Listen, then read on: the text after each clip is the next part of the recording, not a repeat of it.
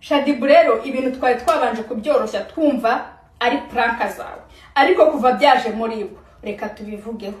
Shadibu, ku myaka yawe ni gute wifata ukavuga ngo ntubizi nimba wafashwe ku ngufu cyangwa utafashwe ku ngufu, ntuzi nimba wasambanijwe cyangwa utasambanijwe, ukaza ukatubwira ngo wari uri mu mihango, ngo utumira umuhungu w'inshuti yawe, ngo ubundi ngo ubyutse ngo wumva ngo umeze nk'umuntu baviyoye. Shadibu, ugezaho unywa ugasinda bakakurongora ntumenye ko warongowe? Ku myaka yawe ukujije, ushaje mu myaka, ariko mu mutwe wikoreye watermelon y'umutwe ku buryo utabizi nimba bakurongoye cyangwa batakurongoye. Ese ku buriri mwari muryamyeho ko wari uri mu mihango, uri kutubwira ko wumva wafashwe ku ngufu ariko wari uri no mu mihango. Uwo musore yakukuye n'imyenda, yagusindishije agukora n'imyenda. Uburiri wari uryamyeho ko wari uryamye iwawe, nta maraso wahasanze ko wari uri mu mihango. Yabikoze ate ku buryo yiyeranjije akabikora kandi ntusanga amaraso ahantu yabikoreye? None se yagukuyemo imyenda ate kuri kutubwira ngo wabyutse, ngo ikintu kiri kugucanga nuko wabyutse ugasanga wambaye imyenda kandi urumva waba usa n'umuntu waviyo? Ku myaka yawe ufite uri gutanga ubusobanuro nk'ubw'umwana w'imyaka 5, wowe ubwawe bikagusaba kujya kwa muganga kugira ngo umenye ko umusore yakurongoye cyangwa atakurongoye. Shadibu, ni gute wisanze ahantu ugira imyaka 40 utaramenya ko utarabasha gutandukanya umuntu baviyoye n'uwo bataviyoye? Uzi ko abanyarwanda mwatugize injiji, muri aho ngaho mutugira injiji, natwe turituriza turabihora ko twumvaga nta nicyo biturebaho, ariko ho bigeze bimaze kuba too much, ku buryo umuntu nkawe yifata akandika inkuru ngo ari gusaba ubutabera bw'uko yafashwe ku ngufu, ngo ariko ntari siri nimba yafashwe ku ngufu. Tukagira ngo ni drama zawe usanzwe wiberamo, kumbi ikibazo wanakijyanye muri RIB, wagiye kurega ngo wafashwe ku ngufu, ngo n'umusore wemvise mu nzi wawe. Ese ubundi buriya busa wari wambaye imbere uriya musore wabonaga ari musaza wawe, wabonaga ari papa wawe, ku buryo umwambarira ubusa bungana kuri imbere ye, ukajya ukabyina imbere ukikaraga wumva gatari bugere santima se umuntu? Okay, tuvuge ko niyo yakugira santima adafite uburenganzira bwo kugufata ku ngufu, ariko se wowe wanyweye inzoga zingana zite ku buryo uryama ukabyuka wigize sunzunzwe, ku buryo ubyuka ukavuga ngo urumva wafashwe ku ngufu ariko ntuzi wagufashe ku ngufu? Wari ufite abasore bangahe mu nzi wawe ku buryo uwo musore yagukuyemo imyenda tese?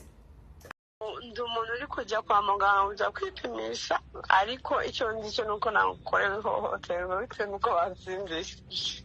Bagusindishije? Yari umushyitsi wanjye kuva kera, ariko bitewe n'ukuntu muri iki gihe naranze abantu byose kugira ngo mwirinde, bitewe n'igikomere nari mfite, nta bintu byinshi nashakaga, ariko bitewe n'ukuntu process zagendaga ukagarika muri chance, you know, ngende mabarira abantu, niko yisanze wanjye aracyana blotswe pe, turanywa nyine ibiki byose, ariko nyuma nisanga nambaye ubusa bro.